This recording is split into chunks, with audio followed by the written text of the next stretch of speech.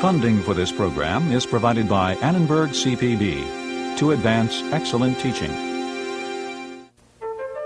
It was an oasis, a garden between two of God's rivers, a place of fantastic gods, sacred surrealism, and ruthless pragmatism, a place where we can find our origins, laws, trade, money, and bloodshed on a lavish scale. Mesopotamia, this time on the Western tradition.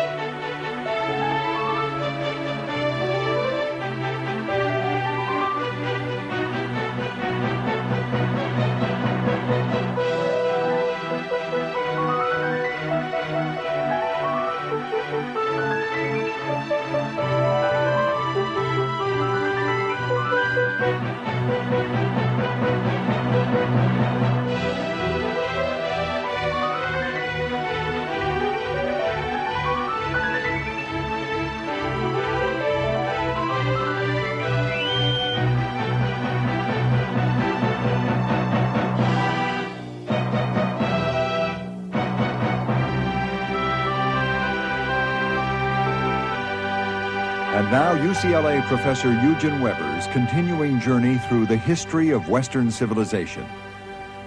Now see if you can recognize this passage. And the Lord God planted a garden eastward in Eden, and there he put the man whom he had formed. And out of the ground made the Lord God to grow every tree that is pleasant to the sight or good for food. And a river went out of Eden to water the garden, and from thence it was parted and became into 4 heads. The name of the first is Pison. The name of the second is Gihon. The name of the third river is Hiddekel. That it is which goeth towards the east of Assyria. We call it the Tigris. And the fourth river is Euphrates. Now, of course, this is a passage from the book of Genesis, and it reproduces the image of the garden, an oasis between God's third and fourth rivers, the garden where the first men lived with the animals in the midst of a generous nature that posed no problems. Yet, it was paradise. And paradise is another name for a garden. And this paradise was ancient Mesopotamia, the land between the rivers.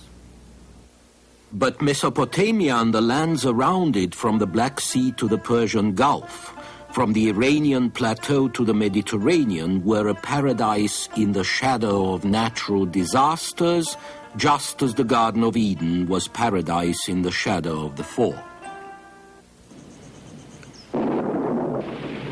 The region had torrential rains like these. The Egyptians talked about a Nile in the sky. It had hurricanes, terrible sandstorms, uncontrollable floods, as we know from the story of the Great Flood, which the Israelites got from a Babylonian epic. And when nature was making life hard and unpredictable, people were with fire and sword. The Nile Valley in Egypt was never a highway for invaders. The sea lay at one end, unorganized savages at the other, so Egypt was able to develop its civilization without continuous warfare.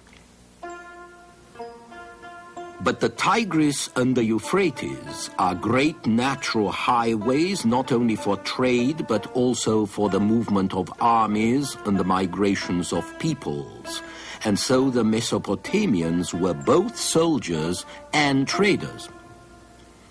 Their realism, their cruelty, their ruthlessness can be explained in part by their geographical circumstances, and so can their gods. Terrible, unpredictable, and likely to manifest themselves in unpleasant ways. The beginnings of a great many things we use today can be found in a small area, no bigger than Denmark, on the Tigris-Euphrates delta, which we know as Sumer. Even their endless wars, especially their wars, sparked technological innovations and spurred social, cultural, and economic change. It was in Sumer, through drainage and irrigation, that the first villages of reed huts and adobe became cities by the 4th millennium BC. The founders of this first Mesopotamian civilization were called Sumerians. It's in this general area that we think the wheel first appeared, adapted from the potter's wheel and replacing the sledges that were used to transport heavy loads.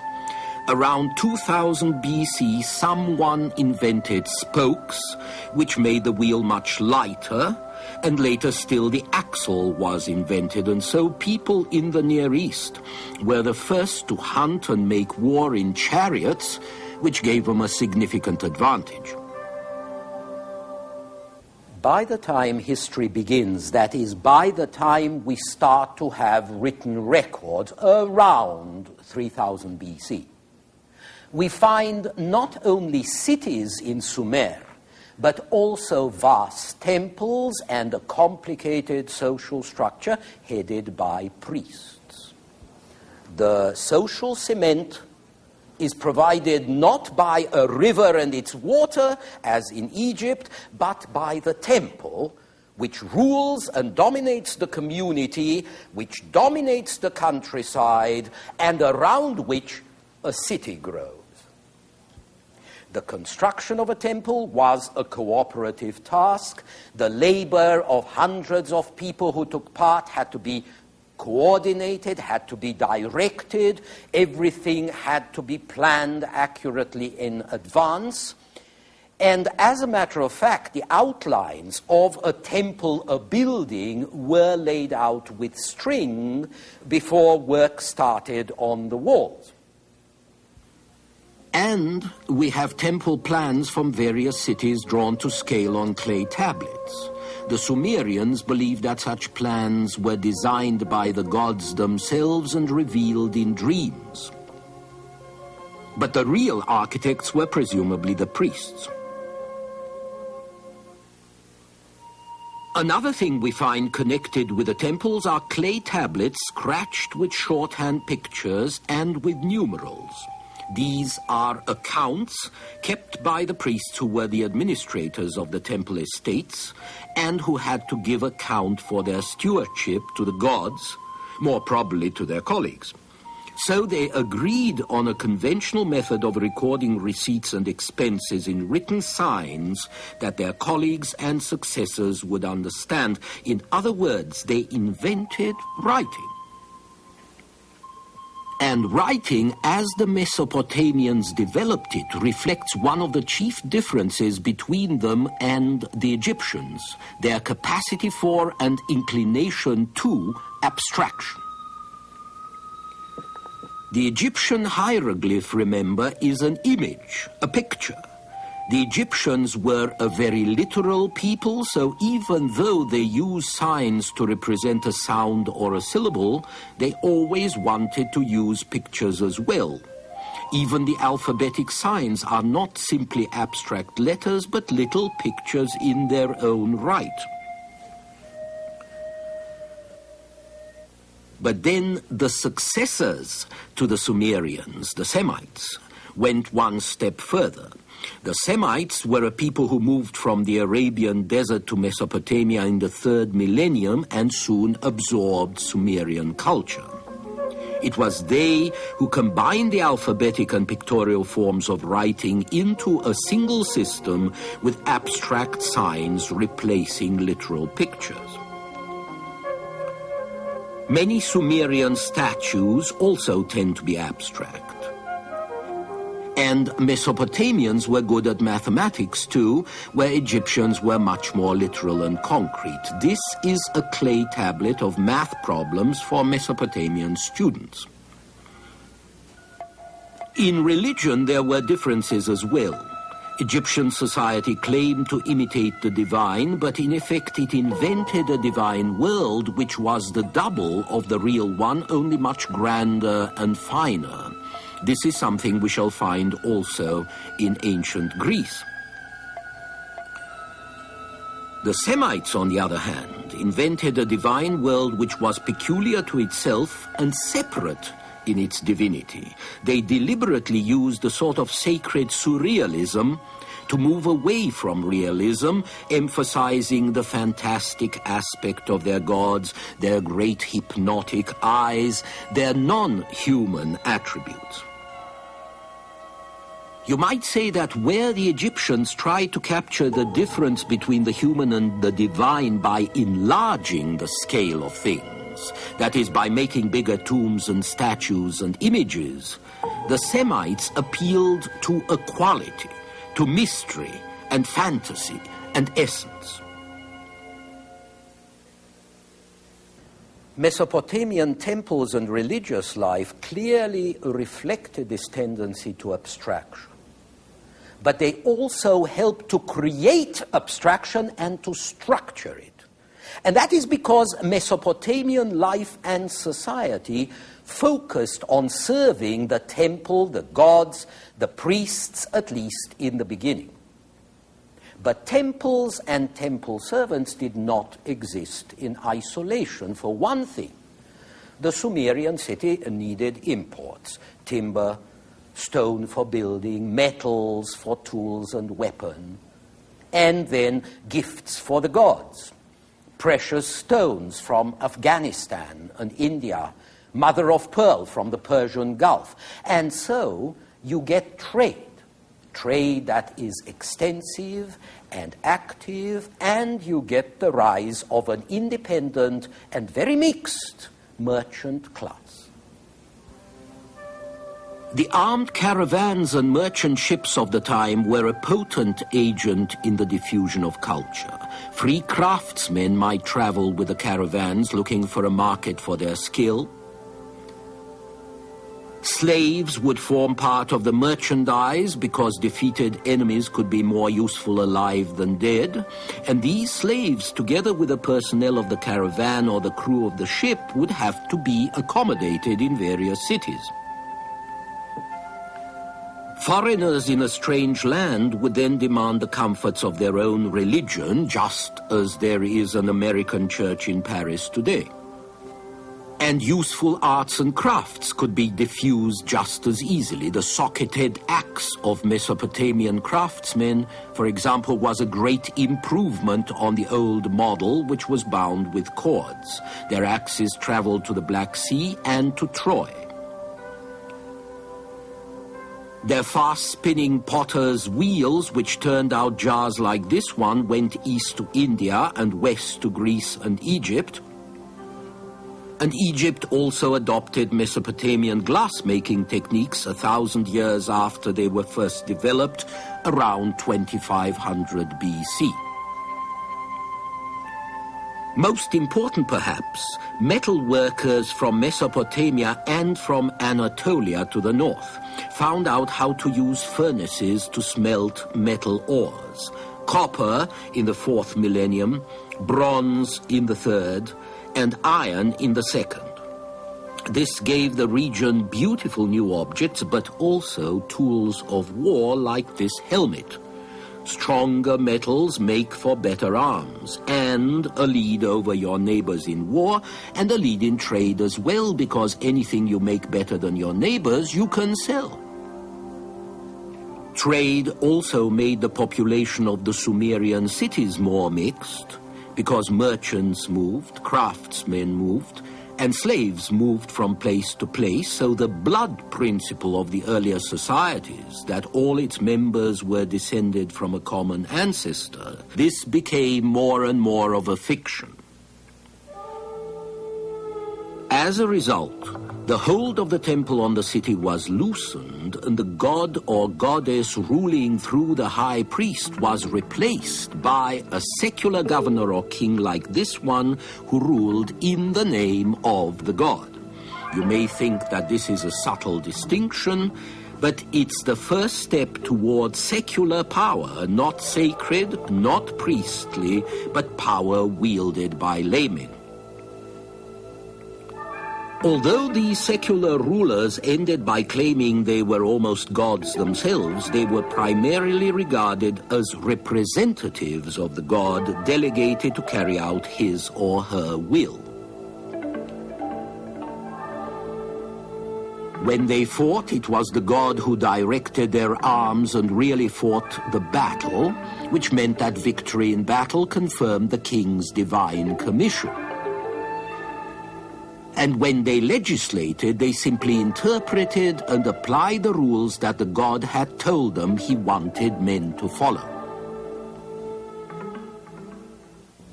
Whereas in Egypt, justice was an aspect of the divine order of which Pharaoh was an inseparable part, in Mesopotamia, as in Israel, justice was an expression of God's commands, of God's will, written down by a man whom God had trusted the way he trusted Moses, for example.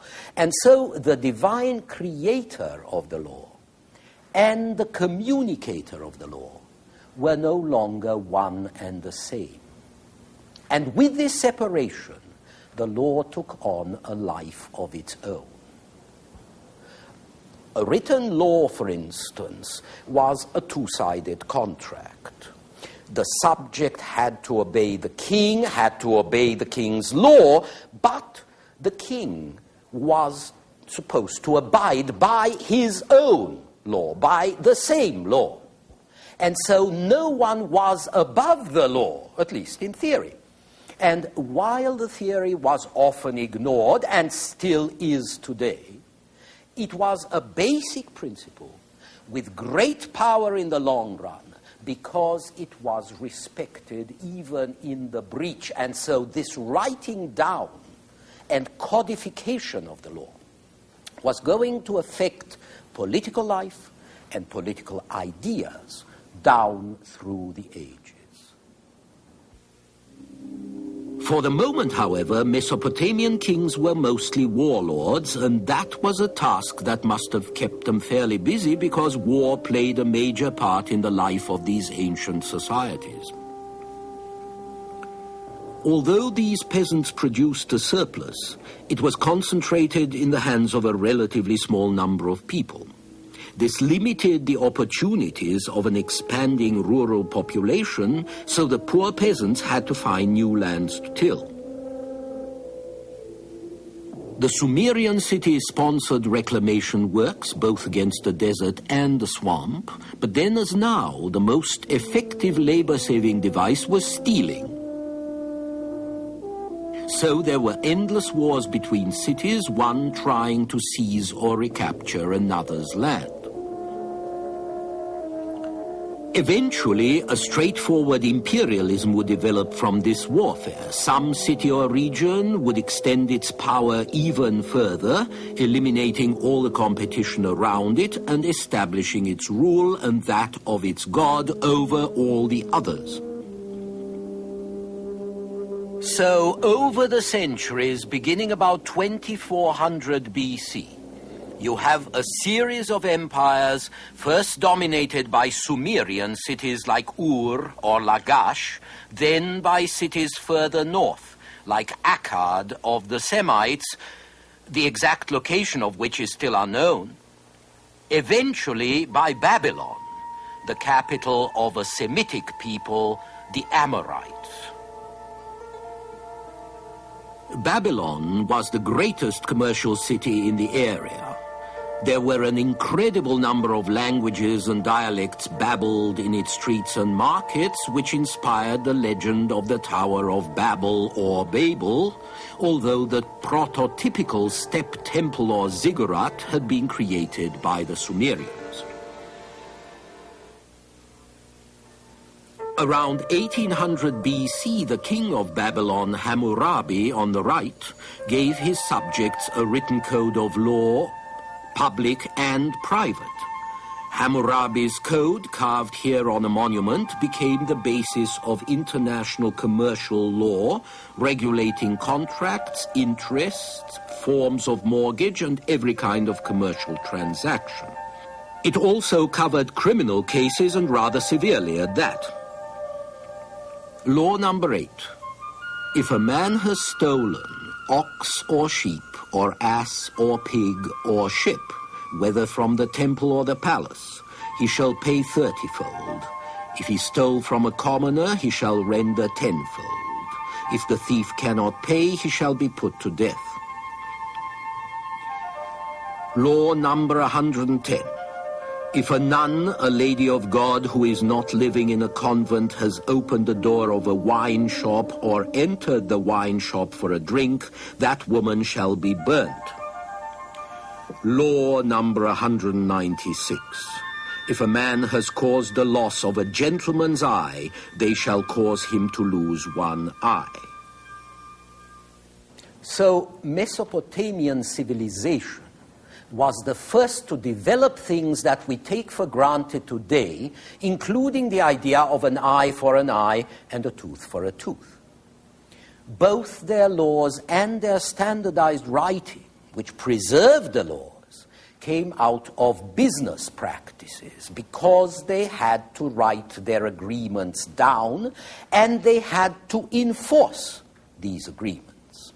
And it was the Sumerians who also developed weights and measures, which were necessary for trade and extremely useful for keeping temple accounts and for building public works. And meanwhile, the organized cooperation of an urban population required more accurate divisions of time than you needed in a village. And so the Sumerians divided day and night into 12 double hours, hence our 24 hours, and they devised instruments to measure these intervals. They and the Babylonians also divided the year into weeks of 7 days, an idea which the Jews were later to borrow and then we're going to improve upon by introducing 1 weekly day of rest. And then finally, the Sumerians and their cousins upriver invented a measure that we call money. By that time, the exchange of goods and services had come to play a really important part in the new economy, and a common standard was needed so that different kinds of goods could be measured, could be valued. What was a cow worth after all? Or a pot? Or a slave? And this conventional standard of value would also serve as a medium of exchange in which you could purchase commodities and reward services, that is, pay wages. The first standard so used was apparently barley, which was the staff of life. In fact, wages and rents would be paid most frequently in measures of barley for a couple of thousand years, even in Hammurabi's time, about 1800 to 1700 BC. But by then, metal, that is silver and for small sums copper, was being recognized as the most convenient medium for exchange.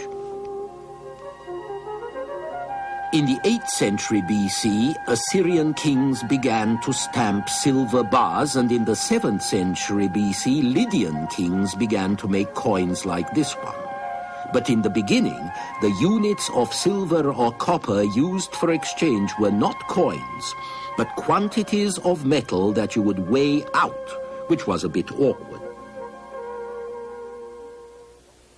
Still, the adoption of a conventional metallic standard marks the transition from a natural economy in which objects were bartered to a money economy in which everything could be priced at so many shekels of silver or so many gers of barley. And one result of this was that you could estimate wealth not in foodstuffs or in slaves or in commodities that can themselves be consumed, used, enjoyed, but in terms of a general abstract medium which cannot itself be consumed, but which can be exchanged for any consumable commodity or any useful service.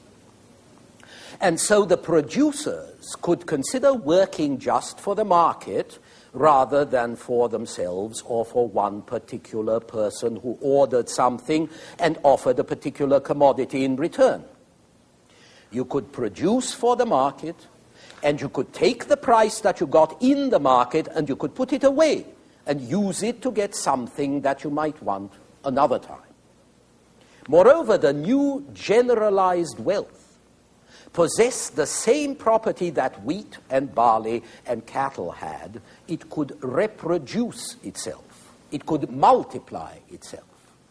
Like grain, like livestock, money could be treated as capital and could be used to secure an increase, to become a profit. And if you lent it, you could charge interest. So that by the time Hammurabi came along 3,800 years ago, he really had something to legislate about, as we shall see in our next program.